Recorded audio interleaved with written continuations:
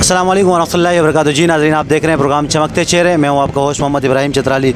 आज इस वक्त हमारे साथ मौजूद हैं हम्माद साफ़ी अलमारूफ़ नन्ना प्रोफेसर।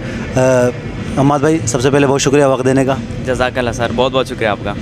हम्माद भाई, क्या ख्याल आया, कभी बचपन में सोचा था कि अल्लाह इतनी इज़्ज़त देंगे, इतनी शोहरत देंगे और ये मकाम आएगा कि जहाँ एक तरफ आप थोड़ी देर पहले एक मुल्क के बड़े सियासतदान मुस्तफ़ा कमाल बैठे हो, आप उसके साथ मतलब जितनी अल्लाह ताला ने आपको इज़्ज़त दी है, तो इसकी तवक्को थी बचपन में? कभी सोचा था कि हम्माद साफ़ी को अल्लाह ताला इतनी इज़्ज़त देगा? नहीं जी, कभी मेरा कोई ऐसा तसव्वुर नहीं था कि मैं कोई इतना बड़ा नाम कमाऊँगा, या नाम तो खैर अभी भी नहीं कमाया, लेकिन लोग इतनी मोहब्बत देंगे, लोग इतनी इज़्ज़त देंगे।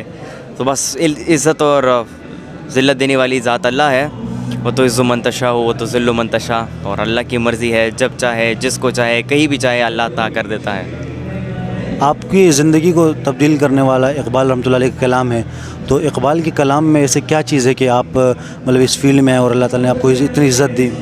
देखिए, इकबाल के कलाम में वो रूह है जो कि इंसानियत का असल रूह है। मैं ये कहूँगा सिर्फ इकबाल का कलाम वो कलाम है जो कि हमें हमारे दीन के साथ जोड़ता है, जो कि हमें हमारे मज़हब के साथ जोड़ता है। और हमारा मज़हब, हमारा दीन वो दीन है जो कि हमें इंसानियत के साथ जोड़ता है, जो कि हमें मोहब्बत, जो कि हमें अमन, जो कि हमें सुकून के साथ जोड़ता है, जो कि हमें बुरा और गलत करने से रोकता है, बुरा और गलत करने से हिफाजत भी हमारी करता है। हमारा वो मज़हब है, और इसी गलत को करने से ये हिफाजत जो हो गई और इससे रोकथाम हो गया, यही जो है आपको अल्लामा इकबाल रहमतुल्लाह अलैह के कलाम में मिलेगा, वो भी इश्क़ रसूल सल्लल्लाहु अलैहि वसल्लम की सूरत में।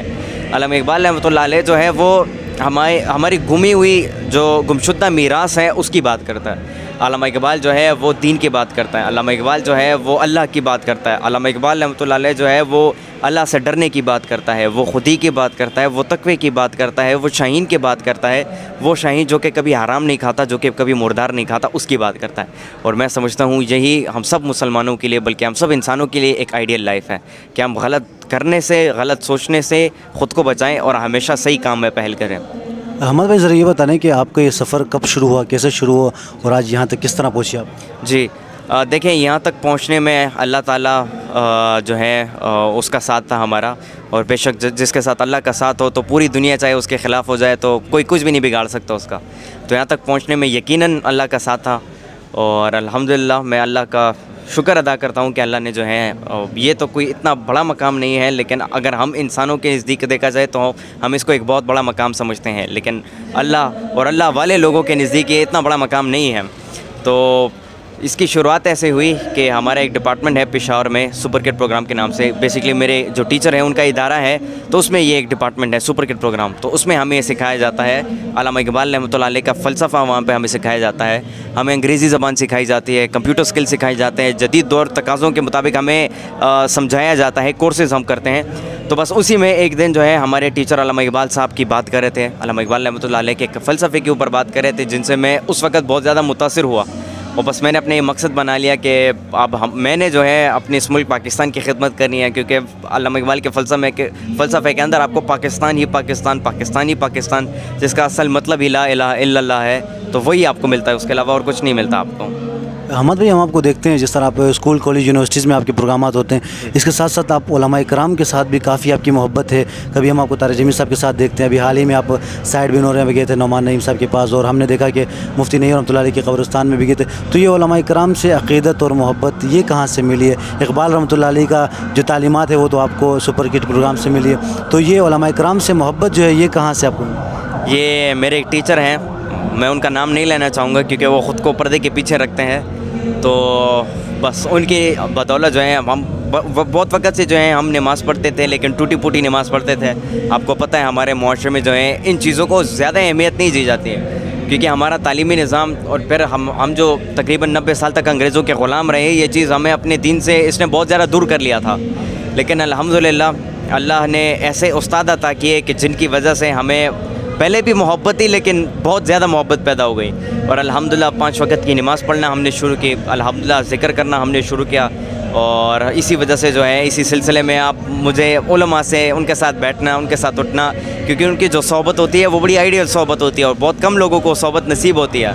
तो उनकी सोबत में बैठना, उनकी सोबत नसीब होना मेरे लिए बाइस फ़ख्र है। तो बहुत ज़्यादा खुशी मुझे महसूस होती है जब मैं उनके दरमियान बैठता हूँ। तो तभी मेरी कोशिश रहती है कि मैं उनसे मुलाकात करूँ, उनके साथ बैठूँ, उनसे बातचीत करूँ और उनसे नसीहत लूँ, क्योंकि उन्होंने जो है ज़िंदगी देखी होती है, उनका ताल्लुक़ अल्लाह ताला के साथ होता है बराह रास्त, जिसकी वजह से वो बेहतर चीज़ों को समझते हैं, वो हक़ और बातिल को समझते हैं और वो हमेशा फिर आपको हक़ की नसीहत करते हैं। अहमद भाई, ये जिस तरह सुपर किड्स प्रोग्राम आपने शुरू किया है, ये क्या है और इसके हवाले से ज़रा हमारे नाज़रीन को बता दें। ये सुपर किड प्रोग्राम जो है बेसिकली ये बच्चों का एक प्रोग्राम है जिसमें 8 साल से लेकर 15 साल के तक जो है बच्चे आते हैं, जिसमें उनकी कम्युनिकेशन स्किल्स हो गई और खौफ पर काबू पाना हो गया, क्रिटिकल थिंकिंग हो गई, उसके अलावा एकेडमिक्स और बहुत सी चीज़ें होती हैं जो कि इसमें कराए जाते हैं बच्चों को। तालीम में आप क्या समझते हैं, किस चीज़ में हमारी तालीम कमज़ोर है, हमें कंप्यूटर में पीछे रखा गया है, या हमारी माशरात में, या हमारी अपनी तारीख़ को हमें नहीं पढ़ाया गया? देखें, हमारी तालीम में बहुत से मसाइल हैं और जिनमें से एक बहुत बड़ा मसला ये है कि हमारा जो सिस्टम है वो तबकाती निज़ाम है। मतलब अगर मैं गरीब हूँ तो मेरे लिए एक अलग तालीमी निज़ाम है, अगर मैं मिडिल क्लास फैमिली से ताल्लुक़ रखता हूँ, ठीक है, वालिदैन कोई उस्ताद हैं या कहीं पे अच्छी नौकरी करते हैं, तो मेरा जो है फिर पढ़ने का लेवल अलग होता है। अगर मेरा बाप कोई जागीरदार है या मेरा बाप कोई फैक्ट्री चलाता है, ठीक है, अगर मेरा ताल्लुक़ एलीट क्लास है तो उसके लिए मुझे मतलब अलग स्कूल्स होते हैं जो कि मुझे तालीम देते हैं, तो मतलब अलग तालीम मुझे मिलती है। तो ये जो मुख्तलिफ़ तालीमी निज़ाम है, ठीक है, गरीब के लिए अलग है, अमीर के लिए अलग है, डिफ्रेंशिएट किया जाता है, ठीक है। तो ये जो सिस्टम है ये बहुत बड़ा मसला है, क्योंकि इसकी वजह से जो गरीब बच्चे होते हैं, गरीब लोग होते हैं, उनको ये मौका नहीं मिलता कि वो अपनी सलाहियतों को शो कर सके, क्योंकि ये असल क्रीम पाकिस्तान का यही है, क्योंकि इन्होंने सख्ती देखी होती है ज़िंदगी के, मुआशरे के सख्त हालात इन्होंने देखे होते हैं ज़िंदगी के। ये मेहनत करते हैं, ये दिहाड़ी करते हैं, ये मज़दूरी करते हैं, सख्त जान लोग होते हैं। तो अगर इन्हीं को हम बराबर तालीम दें, मतलब एक गरीब का बच्चा वही इल्म हासिल करे जो कि एक अमीर का बच्चा हासिल करे, तो मैं समझता हूँ इससे हमारे मुल्क के अंदर एक बहुत बड़ी ये जो खिला है और ये जो गरीब और अमीरी का जो कॉन्सेप्ट है, ये कॉन्सेप्ट ख़त्म हो सकता है और हम सब मुत्तहिद हो सकते हैं। अलादीन का चिराग मिला तो क्या लेंगे? जी, अलादीन का चिराग मिला तो क्या मांगेंगे? अलादीन का चिराग मिला तो ये उस वक़्त की बात है, जिस वक़्त मिल जाएगा तो ज़रूर सोचेंगे फिर। 2 सवाल में से 2 में से एक से जवाब देना है। दूध पत्ती या कहवा?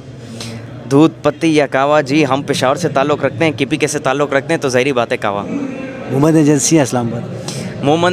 देखिए, ये बहुत ही टफ़ क्वेश्चन है। मोहम्मद एजेंसी से मेरा ताल्लुक़ है और इस्लामाबाद में मैं रहता हूँ, तो जी मैं दोनों का नाम लेना चाहूँगा, मोहम्मद एजेंसी भी और इस्लामाबाद भी। एक लेना। मोहम्मद एजेंसी जो है अपने लिहाज से और इस्लामाबाद अपने लिहाज से। इमरान खान या नवाज शरीफ? देखें, सब लोग अच्छे हैं मेरे नज़दीक, जितने भी लोग हैं। मैं अक्सर यही बात करता हूँ कि हमें किसी ने ये हक़ नहीं दिया, बल्कि सही और गलत करार देने वाली ज़ात अल्लाह है। ये हमारा हक़ नहीं है कि हम किसी को गलत कहें, किसी को बुरा भला कहें, या किसी को अच्छा कहें, या किसी को गालियाँ दें, बल्कि सही और गलत में फ़र्क करने वाली ज़ात अल्लाह है। बस हम सिर्फ़ अगर अपना राय दे सकें, या चाहे बंदा शख्स बुरा भी हो, लेकिन हमें चाहिए कि हम उसके बारे में अच्छा कहें और उसकी इज़्ज़त करें, चाहे वो जिस मकाम पर भी हो, जिस लेवल पर भी हो। कौम को क्या पैगाम देंगे आप? देखिए, कौम को ये पैगाम देना चाहूँगा कि अल्लामा इकबाल रहमतुल्लाह अलैह के कलाम को समझें। ये हमारे लिए काम बात है जी, अल्लामा इकबाल रहमतुल्लाह अलैह के कलाम को समझें। अच्छा जी, ज़रूर समझेंगे, बस 1 दिन और 2 दिन बस वक्त गुजर गया, वो भूल गए इंसान। तो मैं समझता हूँ कि हमें अल्लामा इकबाल रहमतुल्लाह अलैह के कलाम को समझना चाहिए। कौम को मैं ये बताना चाहूँगा कि कुरान से अपना ताल्लुक़ बनाएं और हज़रत मोहम्मद सल्लल्लाहु अलैहि वसल्लम की सुन्नत को अपनी ज़िंदगी में उनकी सुन्नत के ऊपर ज़रूर अमल करें, क्योंकि देखें, इन चीज़ों के बग़ैर हमें इस दुनिया में तो चले तरक्की मिल जाएगी, लेकिन एक ना एक दिन आंख बंद हो जानी है, तो फिर इस तरक्की का क्या फ़ायदा। अभी आज जो है मेरी एक शख्स से बात हो रही थी, तो उन्होंने एक बड़ी खूबसूरत बात की कि हम इस दुनिया में लोगों को ज़हीन कहते हैं, लेकिन मरे हुए शख्स को कोई नहीं कहता। कब्र में कोई होता है, हम नहीं कहते कि ज़हीन है, मरा हुआ होता है, उसको नहीं कहा जाता कि ये ज़मीन है या इतना बड़ा शख्स है। तो मरने के बाद सब कुछ ख़त्म हो जाना है, तो अल्लाह से और उसके रसूल सल्लल्लाहु अलैहि वसल्लम से